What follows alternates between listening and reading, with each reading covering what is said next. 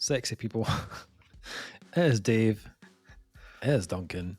Back from Metal Epidemic for another album review. For this review, Duncan and I have been checking out the new release from Northern Ohio metalgaze band Flourish.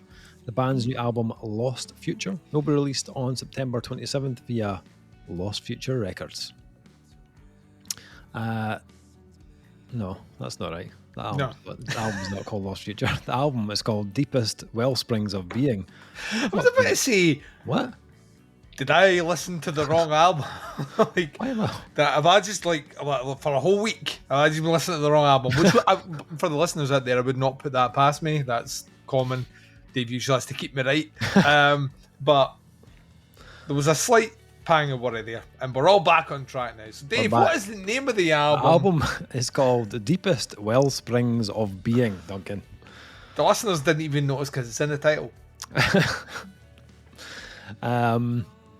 Yeah, anyway, now that we've got that out of the way, Deepest Wellsprings of Being, the new album from Ohio-based Flourish, is the sound of 90s shoegaze run through the cinematic style of David Lynch and the post-futurism of Blade Runner. Skate, man. Honestly, this is just material. This is baby making music. If by making a baby, it's me just making it with myself. It's a messy process. That's true. Only a band so versed in speaking without words can deliver the type of depth and layered shoegaze heard here. They spent a long time perfecting the mechanism of wordless melody as an instrumental post-rock band. So that now, with additional vocals, the band's sound is ever more intricate and multifaceted.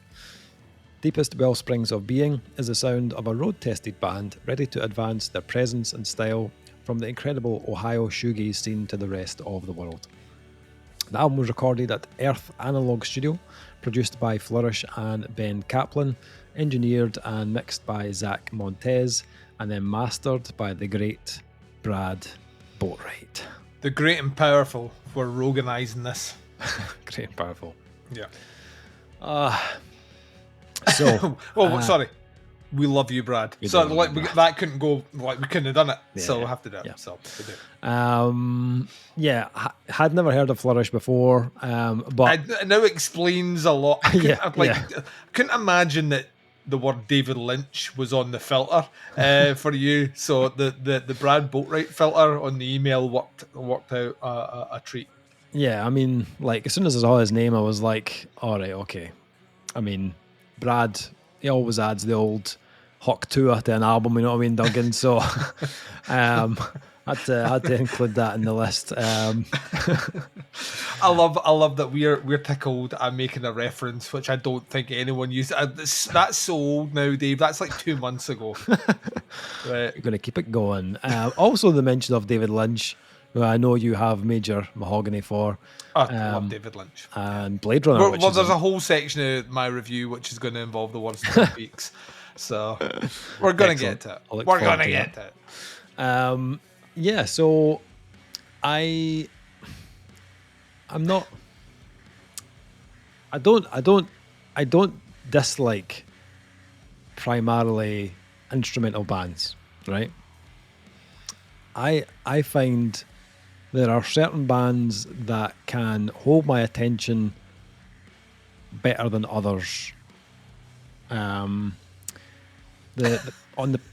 the proggier side, like I like stuff like Animals as Leaders, Intervals, Cloud Kicker, and then like on the post rocks, I love like If These Trees Could Talk. I fucking love that band, and Shells as well, who released like an absolutely flawless album, in my opinion, and Plains of the Purple Buffalo.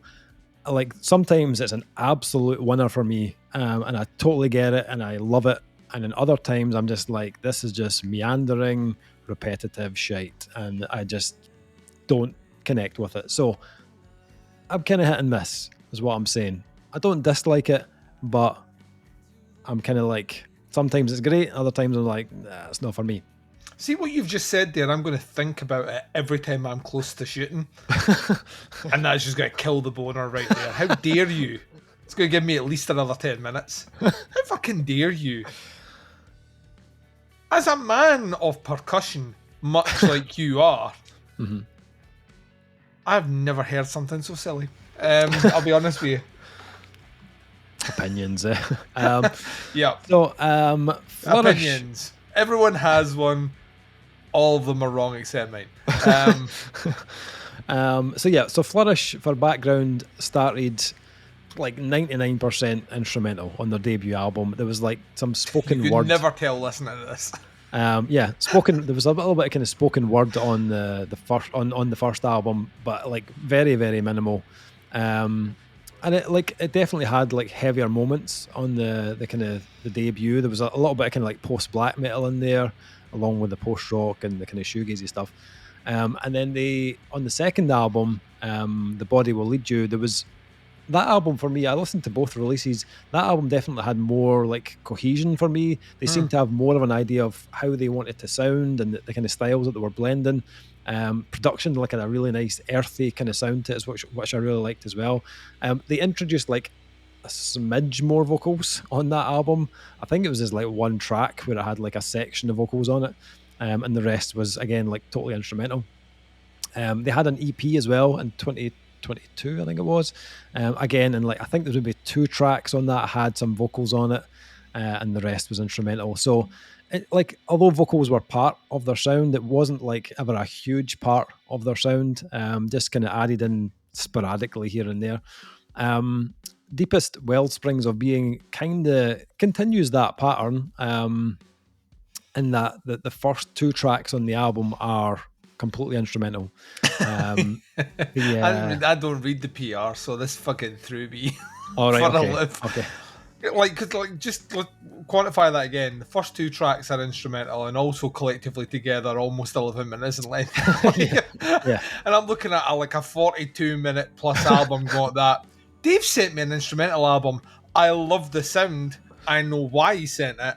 And then when the vocals kicked in, a further minute into the third track. So it's not even just like third track vocals. It's fucking huge introduction and then vocals. I swear to God, first time I listened to this was on a train, like travel to London on Sunday.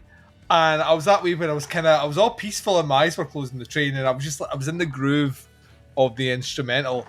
And the melody came in, and I was maybe like, I think he was on his second line.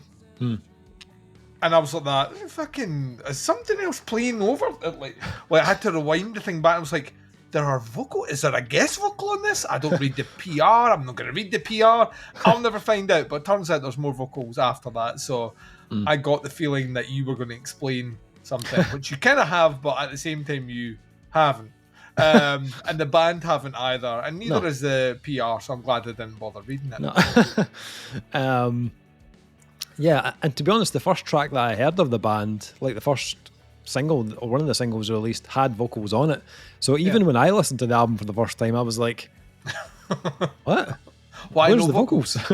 Why is there no vocals on these first 2 tracks? What is going on?" But I kind of liked it though. I liked the arrangement and I liked the placement of the first 2 tracks, like Waves of Nazare or Nazar. It had much more pace than I was expecting. Like in an opening track, I was like, okay, this is a bit more like it's got a bit of a like punk rock, post-punk kind of tempo and rhythm, but also took some like detours into some slower grooves as the track developed.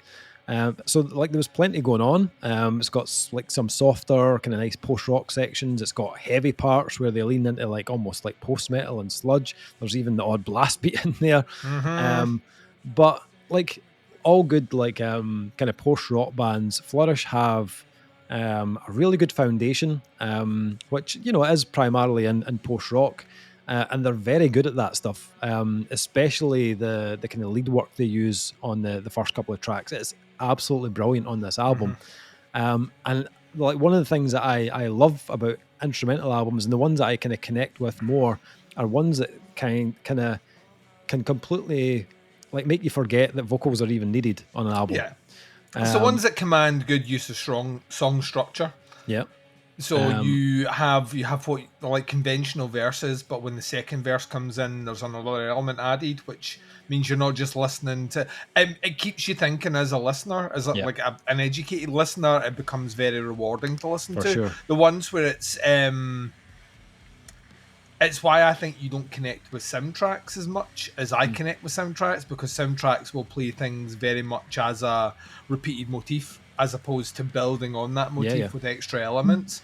But these guys have it locked in. Very well done. Very clever at it. And they do it with ease. Like the lead work that they use and the guitars from Marcus and Rogan, they really like elevate the songs in all the right places. And like you said, it keeps you engaged completely in the track when you're in it.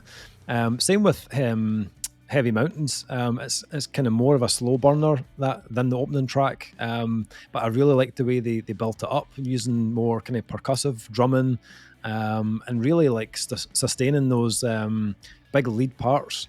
There's a switch though, about 3 minutes in, I think it is, and it's fucking awesome. Like that part kicked in, and it's like into this killer groove. There's this really nice melody in the guitars, which like, you know, they give you that hook, but it's, you know, which you would usually get from a vocal, but they're doing it through the guitars. I was just like, oh man, that is just absolutely brilliant. I love that. So the first two tracks I was really enjoying, and then track 3 kicks in, and the album kind of pivots a bit, and you've got Towpath, which is like, oh, okay, now we're going to start to introduce a couple of new elements here. And I was just like this is madness. Like the firstly vocals, are the kind of introduction of the vocals to this track, which are kind of clean vocals, almost like a kind of indie alternative-esque. Reminded me of, they sit somewhere between Ian Curtis and a Morrissey. If you know what I mean, there's a Joy Division-esque element, but done in a Morrissey register. Yeah. It has and to be honest, when you say like indie music, I think every indie band will cite Joy Division or the Smiths as their biggest influence. So I'm not really breaking anything there, but like specifically the way there's a kind of haunting tone in the way that notes hang. But I suppose there's a bit of kind of shoegaze in there as well, to be honest. Well, yeah, and shoegaze comes from a lot of that anyway. But it's a very somber. Like everything sounds like he could be telling you you've won the lottery, and I'd still be crying. Why me, Lord? Why me? Yeah. I've really enjoyed the vocals. Just like very fluid in style, quite kind of floaty in delivery, but like totally fits with the music. And if you can do I love bands that have the confidence to be like that. This sounds great. Yeah. But you're not getting on every song. You know what I mean? It's like, I love the fucking balls to be like that. Yeah, no. That doesn't really interest us. So I know. And like that track, they also introduced like harmonies as well. It's like, where was this? Like, we're just holding that in our back pocket. Track 3. We could do it, but come on. Just that, like, every song. The harmonies just like opened the track up even more. And that track was the first one that kind of felt like more like an actual song, if you know what I mean, rather than like an expansive like cinematic exploration of it's a difference between like you mentioned instrumental bands. 3-Trap Tigers will use melody, but it's usually kind of ooze and ahs. Yeah. And it's harmonized, but it's never anything other than another instrument on a song. Whereas when you listen to Towpath, no, that's like, I imagine a front person singing that, which is the difference between treating melody as an instrument and melody as a focal point. Whereas in Towpath, the melody is the focal point. Yeah, comes at a great place in the album as well. Just that kind of placement was just perfect. I actually got a little bit of like Flesh of the Stars kind of type vibes from that track, especially where they start to push the intensity with the heavier guitars. There's again little kind of like segments of like blast beats as well.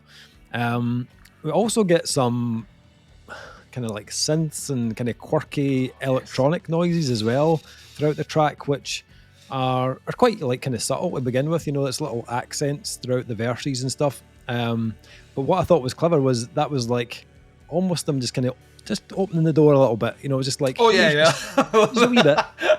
There's a wee sprinkle, just a little bit. Yeah, I believe if you were the introduction of the synths on this album is much like the introduction of anal to a partner. Just a tip first, Dave. Just a tip. You know what I mean? You know what I mean? Definitely was. Like by the end of the album, it's balls smashing on the cheeks. You know what I mean? That's it. New Cosmic Terror, things get a bit more frisky. It's like much more laden with synths. Also like more of a kind of like distorted bass on that track as well, which I thought worked really well with the synth tones they used. It was like another highlight for me on the album. Again, there's vocals on that track as well. And I think like as much as I really loved the instrumental stuff, the tracks with the vocals, I felt like I got even more emotion from them. Like you said, there's like a melancholy to those tracks that just kind of hit you a little bit harder. Again, they've got like killer harmonies on that track, which on certain lines it just kind of lifts it even more. But this album, it doesn't get predictable, which I feel like that happens a lot with a lot of kind of post-rock albums. That's their kind of downfall. Shoegaze. And shoegaze for sure. I love that each track gave you something a little bit different. I got a little bit of like a kind of Sugar Horse vibe on Steel Tracks Move the Trains, which is a touch more like experimental, especially towards the end of the track where it goes, a bit off the rails and, but in a very good way. See what I did there? Trains, rails. I mean, I'm not acknowledging anything related, and that it took me 10.5 hours to get from London to Glasgow yesterday, so which should be 4.5 hours. So let's just show how I was on 4 trains. I was only supposed to be on 1. So any real related jokes can get themselves to fuck. Okay. Good to know. You could have told me that beforehand. Didn't know we were going all punny on this one, Dave. To be honest. I think the surprises keep on coming. In the shade of a static morning. Boy, did they ever, Dave? I know, not like they do that sort of singing. They can do this as well. Yes, yeah. And you know what? It's one and done. Yeah, it is. Yeah. I was just like, right. So they've introduced vocals on track 3 and harmonies, and then they're waiting to this point in the album to then bring in these really harsh vocals, which like just kind of come out of nowhere. I did not expect screams. It. Yeah, blackened. Yeah, exactly. Like, but it worked perfectly. The style worked perfectly against what was going on around it.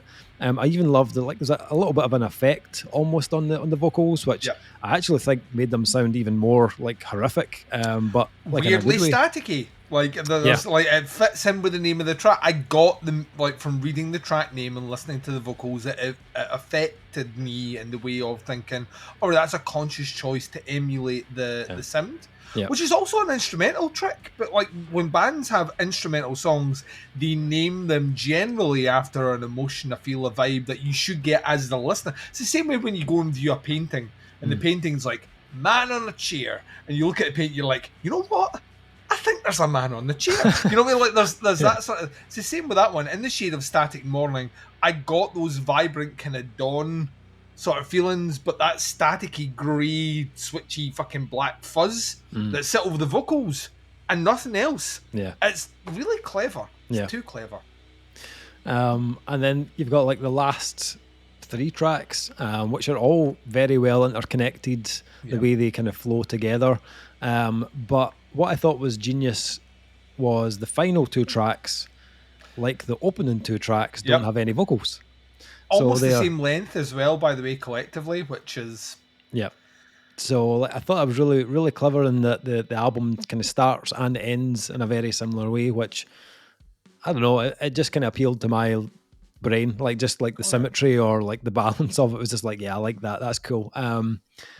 After I finished this album, I played it straight away, right again. Like I was like, came to an end, I was like, I'm going to play that again, because I felt like there was a lot of this that was like upfront and obvious, but there was also a lot of like clever layers and textures going on that I knew would much probably... like a David Lynch movie. I'll take your word for it. I knew that would come out on more listens, you know what I mean? Like, there's a lot of kind of like nuance and detail buried in there. Like a lot of the bass work, for example, it wasn't till like maybe listen 2 or 3, I was listening to Towpath and I was like, listen to those big bass licks. Like I never noticed that on the first run through. But underneath those kind of sludgy guitars, the bass is getting a bit more kind of freestyle almost. So there's plenty of reward in the re-listens to this. Finally, I just want to mention like the production, because Ben Kaplan, Zach Montez, Brad Boatwright, like absolutely killer job. They've made it really interesting texturally, but also made sure like all that kind of like minutia kind of detail, you know, you can hear all that in the mix. It doesn't get lost at all. It's got a really like comforting kind of warmth to it, and the kind of thicker parts of the album, but it's always also incredibly expansive when it needs to be. This is really fucking good. I hope they continue in this vein, because I feel like the balance they've got of the vocals and the heaviness on this one is just like spot on. Like it's taken their sound definitely to the next level from that previous album. What about yourself? What did you make of this? Oh yeah, this is fucking absolutely the dog's tits. Like I don't even know if that's a phrase, but let's coin it. Get the t-shirts made up, Dave. Metal Epidemic, the dog's tits. Dog's tits. Don't know what we're doing. Like, so I didn't have the context. I don't read the PR, right? So I'm gonna get a t-shirt that just says that I don't read it. Yeah. And you can get one that says I podcast with a guy who doesn't read the PR. Right. And that way we're covered between the two of us. So there are times when that works against me. It works against me sometimes in location. On my kind of preconceived conceptions of where a band's from. Did you get America from this one? Oh, 100%. Yeah. Like almost instantly I had America from this one. This to me feels like like notwithstanding the vocals, which have what I would class as kind of British roots. I always associate that kind of more shoegazy style and some of the heavier, sludgier sections that are in the music here as more American. I'm glad you mentioned Sugar Horse. I've been listening to I've Spun to Death, the pre-release of the new Sugar Horse album, which unless it colossally fucks up, is going to be one of the best things I've heard this year. I absolutely adore it. And the reason I adore it is because I think they're really good at like layering and exploring space. So not everything has to have sound all the time. Sometimes things will ring out, and actually the ringing out of that sound allows the band to do something really interesting. So I've been, like you can imagine, I've been training for Deepest Wellspring of Being. I've been like been working out to Sugar Horse for this album. Right. So when those first two songs kicked in, and you mentioned them before, I just assumed Dave has sent me a kind of shoegazy. Even from the artwork, you look at the artwork, it's all fucking purples and it's shoegaze colours, right? You know, I'm dressed head to toe in shoegaze. So you're wearing a purple suit? Yes, I am. That purple velour suit. Like I came into this one with two songs, just imagining this as being like a 42-minute instrumental album. I don't have the same hang-ups as you, which is weird because I was a front man.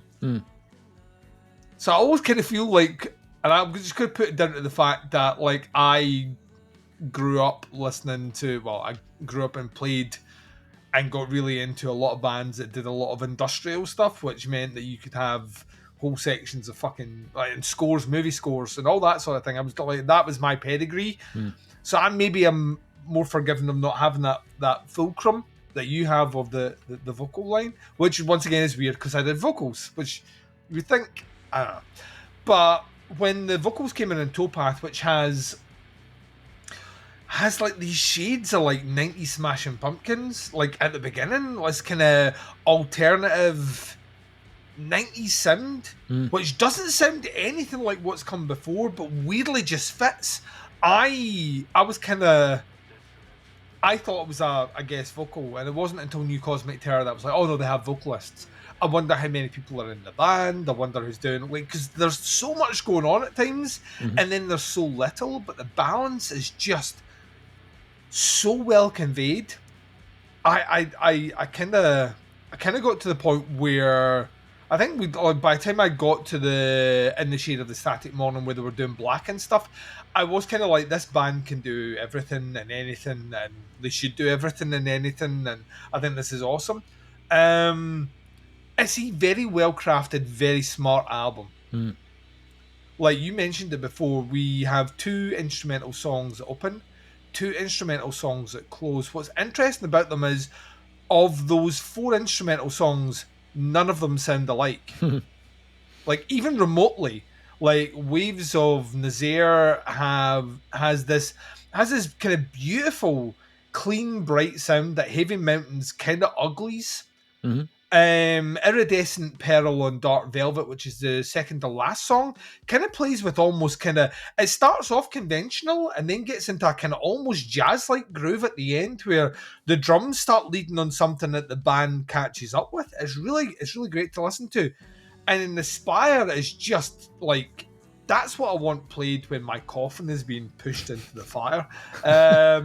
It's just so... And I'm not sure, like we mentioned, synths. It might be synths. I don't know how much of this is synths and how much of this is guitar with pedals.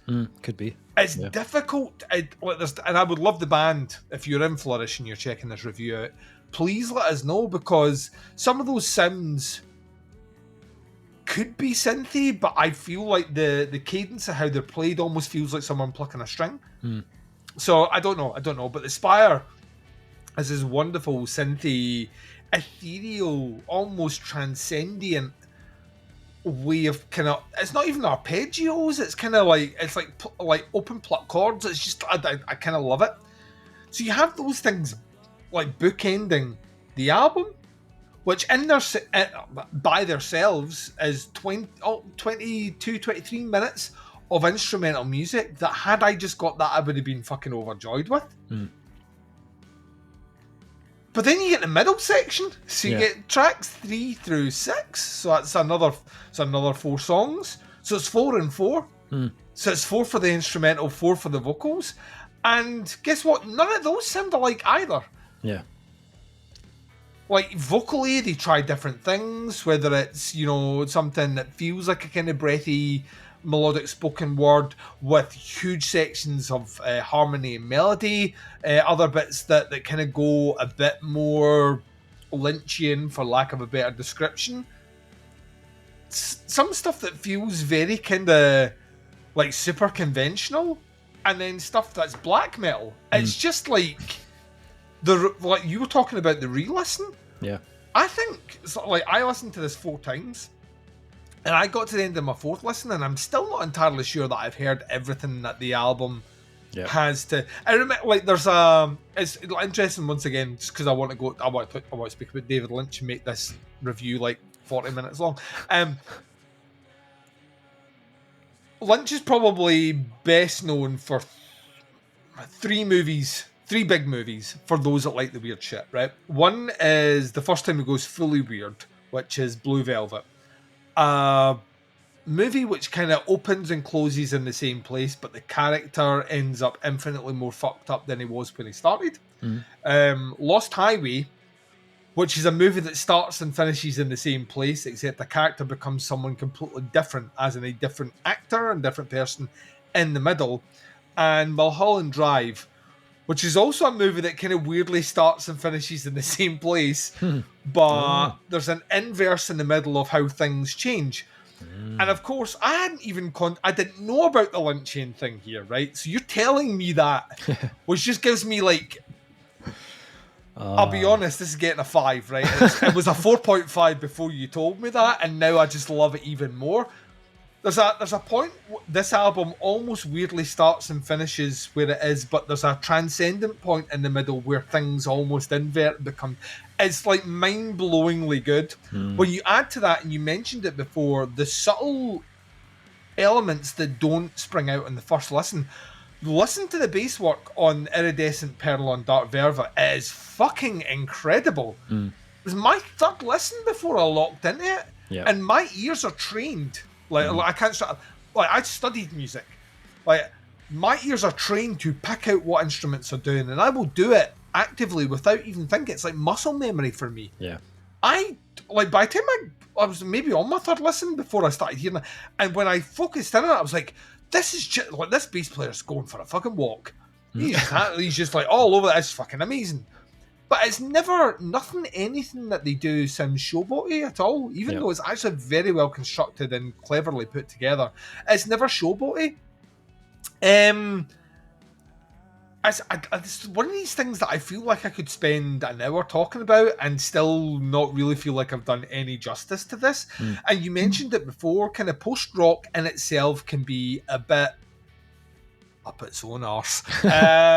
Shoegaze, we've got so much of it now that it could be very tiresome. Yeah. And the fact that these guys have found a way to almost elevate it to this different level. Like, I imagine we're mentioning a lot of things. Your casual listener could probably listen to this and go, all right. But I think if you give this time and you kind of almost give yourself to it, I think the rewards are vast.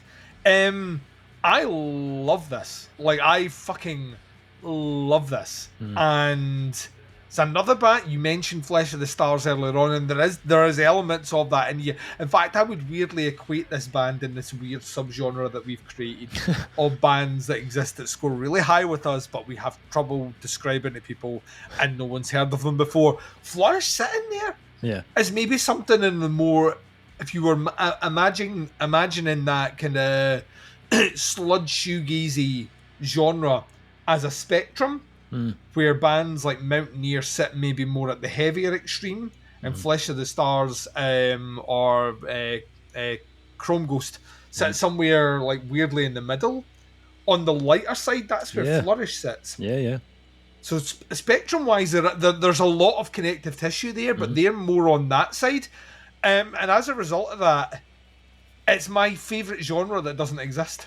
Of bands that we've tied together that don't, like, to anyone else, they probably don't make sense, but it's my favourite genre that we've found since coming in. I love this album. I think this album is absolutely fucking incredible. When we get to the scores, you realise I've jumped a 0.5, and it's only because you told me David Lynch, and I've pieced together the elements that make it even more Lynchian than maybe even the band are aware of. So okay, let's do it. Let's go to the scores then. This one for me, on my first listen, I was really impressed, and then every time I listened to it, I was like, "Oh, that's really cool," and I kept finding new things that I liked more about it, and things that I never heard before. And like you say, I'm still hearing things now at 5 listens in that I never heard earlier. I was kind of like, "Is this a 4.5? Is it a 5?" And I was like swithering between it. And then just us talking about the whole Lynch thing as well has just kind of blown my mind a little bit more. I'm going 5. Like, what could I possibly score this down for? Like, I don't have any criticism about it at all. There was nothing about it that was boring or repetitive. I'm actively wanting to go back and listen to this again, even as we speak about it now. And I know when I'm feeling like that, I know it's a special album. So, I'm going 5. 5 out of 5 for me.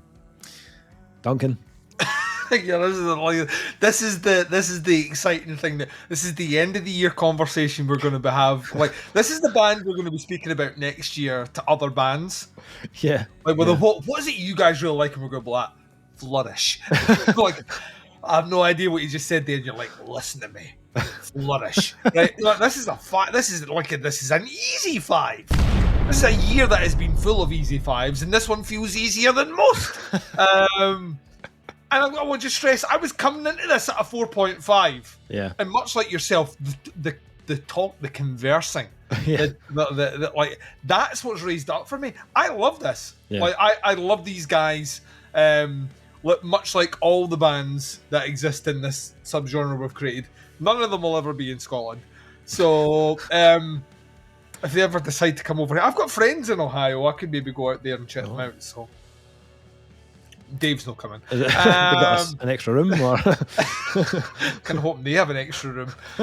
Otherwise, that's a ticket wasted. But yeah, this is a 5 for me. This is one of these exciting things that, much like yourself, I'm going to come back to again and again in those moments where I wanna be enveloped. Yeah. In music and just sit there in awe of the craft. Yeah, 5. Nice. Flourish, Deepest Wellsprings of Being, out on September 27th on Lost Future Records. Links below to the band, the pre-order Bandcamp link. Check it out, have a listen. This is a high recommendation from us, so please give it a listen. Tell your peeps. Flourish. I don't know. It's a new t-shirt. Tell your peeps. Tell your peeps, and he doesn't read the PR. I don't need the PR. You podcast for the guy that doesn't read the PR. Like an idea factory. We are guaranteed to sell a t-shirt to each other. So that'll go. Do a t-shirt.